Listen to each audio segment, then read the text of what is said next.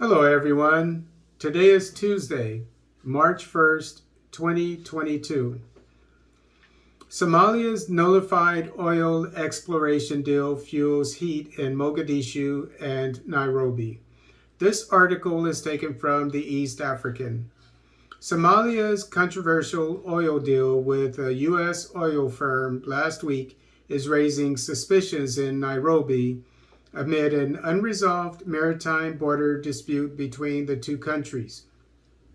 On February 19th, Somalia's Petroleum and Mineral Resources Minister Abdi Rashid Ahmed announced the signing of 7 production sharing agreements, PSAs, with Coastline Exploration, a U.S. company co-founded by a Russian oligarch and based in Houston, Texas, which says it is focused on the East African oil scene, to proceed with plans to explore the oil and gas potential of the many prospects and leads identified in its offshore blocks.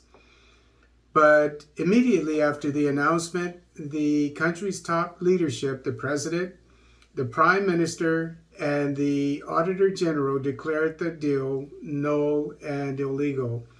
President Mohamed Abdullahi Farmajo said the move violated a presidential decree issued in 2021 banning engagements with outside entities during election time. Prime Minister Mohamed Hussein Roble said procurement laws had been flouted, a stance taken by the Auditor General as well. And I almost reported this, how they had to explain that they canceled these, I guess you could say illegal, I don't want to put words into their mouths, but these unauthorized or what have you, oil deals with foreigners. I remember that. It was not quite a week ago. And so this is explaining a little bit more about it.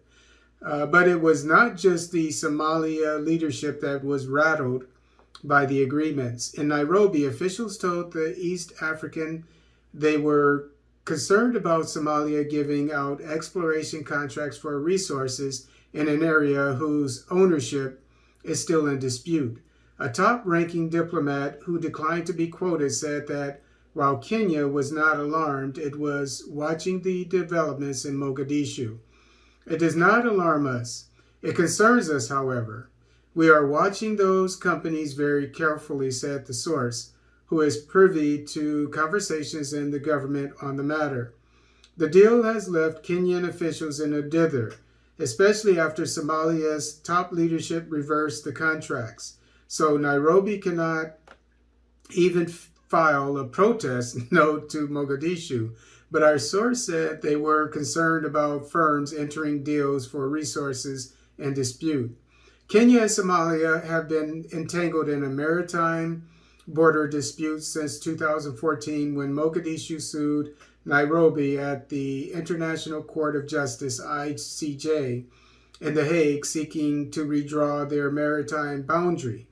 In October 2021, the ICJ issued a decision adjusting the delimitation line northwards, a verdict that Nairobi rejected, with President Uhuru Kenyatta vowing not to cede even 1 inch of territory.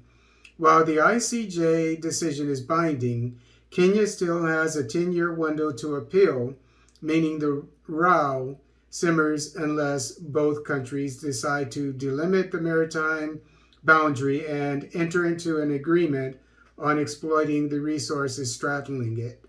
Professor Wafula Okumu, Executive Director of the Borders Institute, a Nairobi-based nonprofit organization that researches on African borders and disputes, told the East African that it is ill-considered for Somalia to sign any deal touching on the disputed maritime space. And similarly, not quite a month ago, Kenya did pretty much the same thing. I can't remember the details, but I remember it did something in regard to planning to explore oil, the disputed area for oil. I can't remember the details, as I said, but so they're going back and forth with this. But hopefully these two African nations will be able to resolve this dispute in an amicable manner, perhaps with the help of the AU and not the UN or any other non-African entities.